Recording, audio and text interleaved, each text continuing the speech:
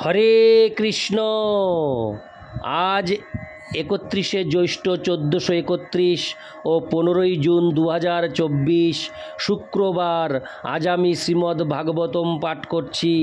আজ আমি পাঠ করছি শ্রীমদ্ ভাগবতমের তৃতীয় স্কন্দ প্রথম অধ্যায় বিদুরের প্রশ্নের শ্লোক 14, 15, 16।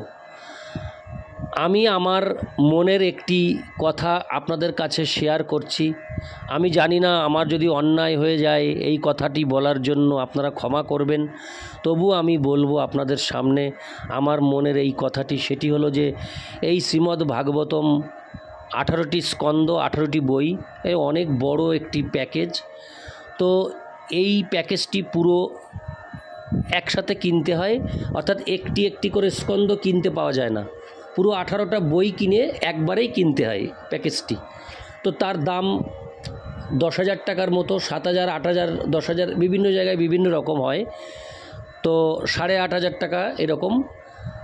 তো এটি যথেষ্ট ব্যয়বহুল, অনেকের পক্ষে সম্ভব নয়। হয়তো অনেক ভক্তিমতী মা ও ভক্তবৃন্দ রয়েছেন, তাদের ভাগবতম শোনার খুব ইচ্ছা রয়েছে, কিন্তু এই অর্থ সংকটের জন্য এই ভাগবতম পাঠ তারা শ্রবণ করতে ও পাঠ করতে পারেন না। এই চিন্তা করেই, মূলত এই চিন্তাই করে আমি এই শ্রীমদ্ ভাগবতমের একটি মহাযজ্ঞ আমি এই জীবনের পূর্ণতা ইউটিউব চ্যানেলে করব বলে আমি মনস্থির সংকল্প করেছিলাম। তারপরেই আমি এই ভাগবতম জোগাড় করে আমি আপনাদের সামনে পাঠ করে আপনাদেরকে শ্রবণ করাচ্ছি। আমি জানি না কতটুকু শ্রবণ করাতে পারছি, কতটা ভালো করে করাতে পারছি। আপনারা অবশ্যই আশীর্বাদ করবেন।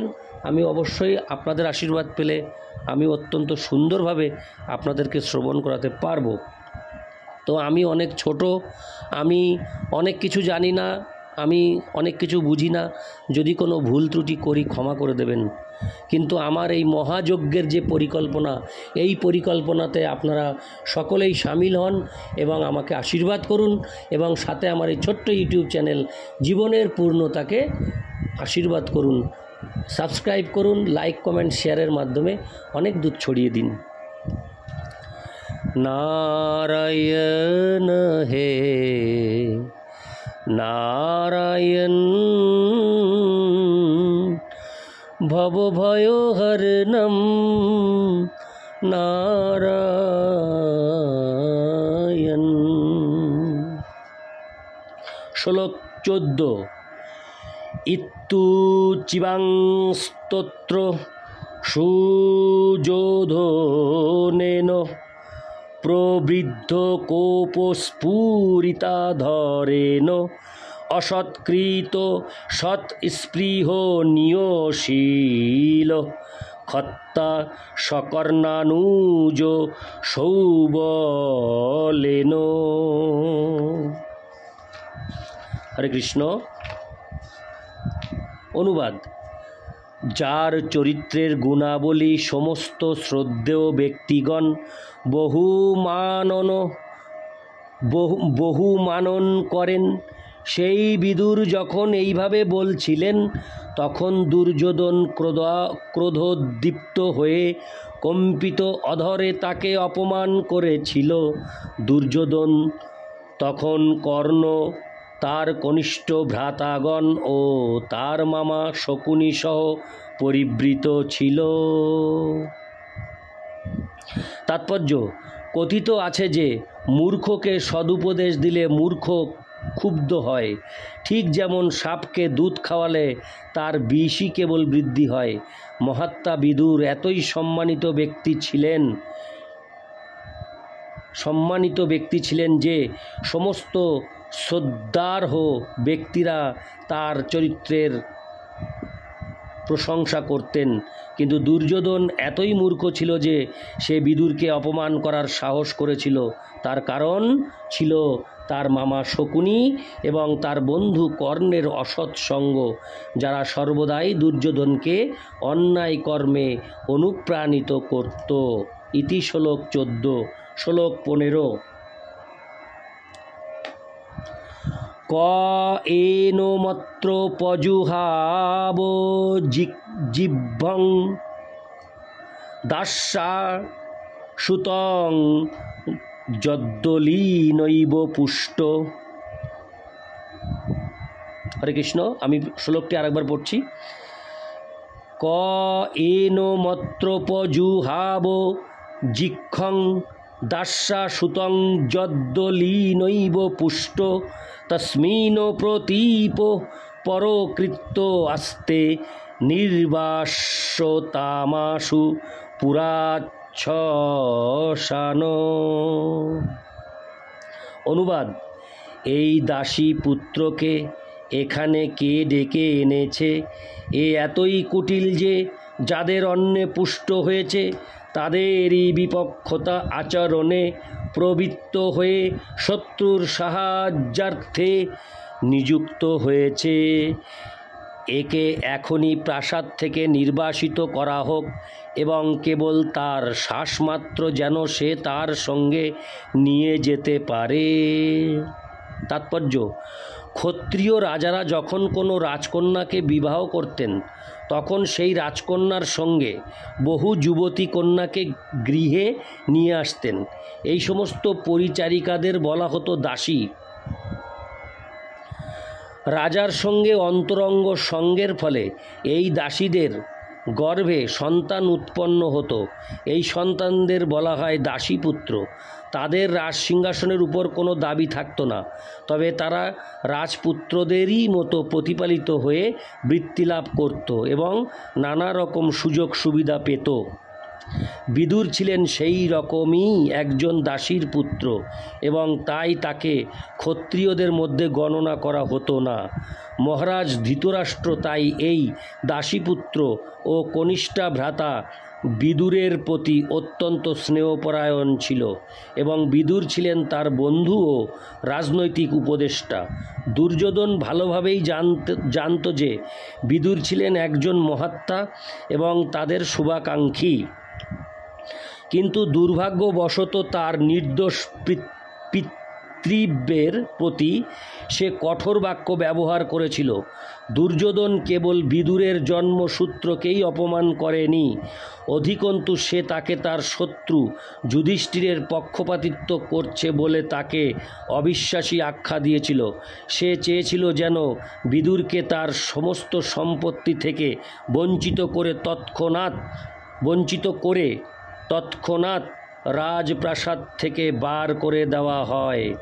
যদি সম্ভব হতো তাহলে সে তাকে এমনভাবে বেত্রাঘাত করত যেন শুধুমাত্র শ্বাস গ্রহণ ছাড়া তার আর কোনো ক্ষমতাই না থাকে। সে অভিযোগ করেছিল যে বিদুর হচ্ছেন পাণ্ডবদের গুপ্তচর, কেননা তিনি তাদের অনুকূলে রাজা ধৃতরাষ্ট্রকে উপদেশ দিয়েছিলেন। প্রাসাদ জীবন ও রাজনীতির জটিলতা এমনই যে বিদুরের মতো একজন নিষ্পাপ ব্যক্তিও অত্যন্ত জঘন্য অপবাদে অভিযুক্ত হন এবং দণ্ডিত হন। বিদুর তার ভ্রাতুষ্পুত্র দুর্যোধনের এই অপ্রত্যাশিত ব্যবহারে অত্যন্ত বিস্মিত হয়েছিলেন এবং কোনো কিছু ঘটার পূর্বেই তিনি স্থির করেছিলেন চিরকালের জন্য সেই প্রাসাদ পরিত্যাগ করবেন। ইতি শ্লোক 15। শ্লোক 16। স্বয়ং ধনুর্ধারী নিধায় মায়াং ভ্রাতুপুরো মর্মসু তাড়িত হপি স ইত্থুমোত্থুলম্ন কর্ণ বা নৈর্গতব্য থো হয়া দরু মানয়ান। অনুবাদ: এইভাবে কর্ণভেদী বাণের মতো তীক্ষ্ণ বাক্যে মর্মাহত হয়ে বিদুর দ্বারে তার ধনুক রেখে তার ভ্রাতার রাজপ্রাসাদ পরিত্যাগ করলেন। ভগবানের মায়ার খেলা বলে মনে করে তিনি তাতে কিছুমাত্র ব্যথিত হননি।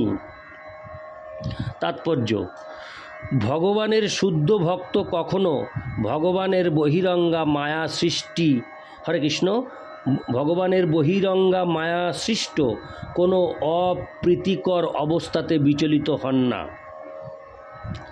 ভগবদ্গীতায় 3:27 উল্লেখ করা হয়েছে, প্রকৃতে ক্রিয়মাণানি গুণৈ কর্মাণি সর্বশ অহংকার বিমূঢ়াত্মা কর্তাহমিতি মন্যতে।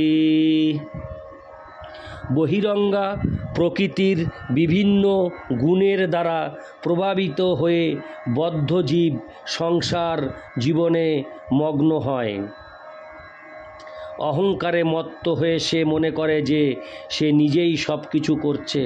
ভগবানের বহিরঙ্গা শক্তি মায়া সর্বতোভাবে ভগবানের নিয়ন্ত্রণাধীন এবং বদ্ধ জীব সম্পূর্ণরূপে মায়ার নিয়ন্ত্রণাধীন।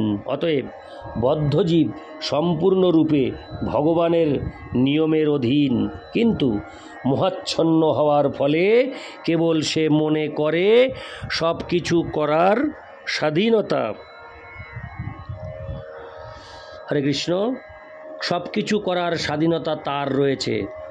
বহিরঙ্গা প্রকৃতির এই প্রভাবের বশবর্তী হয়ে দুর্যোধন আচরণ করেছিল, যার ফলে চরমে তার বিনাশ অবশ্যম্ভাবী ছিল। সে বিদুরের সদুপদেশ গ্রহণ করতে পারেনি। পক্ষান্তরে সে তাদের সমগ্র পরিবারের শুভাকাঙ্ক্ষী সেই মহাত্মাকে অপমান করেছিল। বিদুর তা বুঝতে পেরেছিলেন, কেননা তিনি ছিলেন ভগবানের শুদ্ধ ভক্ত। দুর্যোধন কর্তৃক কঠোরভাবে অপমানিত হওয়া সত্ত্বেও বিদুর দেখতে পাচ্ছিলেন যে বহিরঙ্গা মায়ার প্রভাবে দুর্যোধন তার নিজের বিনাশের পথেই অগ্রসর হচ্ছে। তিনি তাই বিবেচনা করেছিলেন যে মায়ার প্রভাবই চরম, যদিও তিনি দেখেছিলেন ভগবানের অন্তরঙ্গা শক্তি কিভাবে তাকে সেই পরিস্থিতিতে সাহায্য করেছিলেন। ভক্ত সর্বদাই ত্যাগের মনোভাব সমন্বিত, কেননা জড়জগতের আকর্ষণ কখনোই তাকে তৃপ্তিদান করতে পারে না। বিদুর কখনোই তার ভ্রাতার রাজপ্রাসাদের প্রতি আকৃষ্ট ছিলেন না। তিনি প্রাসাদ পরিত্যাগ করে সম্পূর্ণরূপে পরমেশ্বর ভগবানের প্রেমময়ী সেবায় যুক্ত হওয়ার জন্য প্রস্তুত ছিলেন। হরে কৃষ্ণ। এখন দুর্যোধনের কৃপায় সেই সুযোগ লাভ করার ফলে তিনি তার কঠোর নিন্দাবাক্যে ব্যথিত হওয়ার পরিবর্তে তাকে অন্তর থেকে ধন্যবাদ জানিয়েছিলেন, কেননা তার ফলে তিনি একাকী তীর্থে বাস করে পূর্ণরূপে ভগবানের প্রেমময়ী সেবায় যুক্ত হওয়ার সুযোগ পেয়েছিলেন। এখানে গতব্যথ ব্যতীত না হয়ে শব্দটি অত্যন্ত তাৎপর্যপূর্ণ, কেননা জড়জগতে জড়জাগতিক কার্যকলাপের বন্ধনে আবদ্ধ হয়ে প্রতিটি মানুষকে সাধারণত যে সমস্যাগুলিতে জর্জরিত হতে হয়, বিদুর সেই ক্লেশসমূহ থেকে মুক্ত হয়েছিলেন। তাই তিনি মনে করেছিলেন যে ধনুকের দ্বারা তার ভাইকে রক্ষা করার আর কোনো প্রয়োজন ছিল না, কেননা তার ভাইয়ের বিনাশ অনিবার্য হয়ে পড়েছিল। এইভাবে দুর্যোধন কিছু করার আগেই তিনি প্রাসাদ পরিত্যাগ করেছিলেন। ভগবানের শক্তি মায়া এখানে অন্তরঙ্গা ও বহিরঙ্গা উভয়ভাবেই কার্য করেছিলেন। ইতি শ্লোক 16।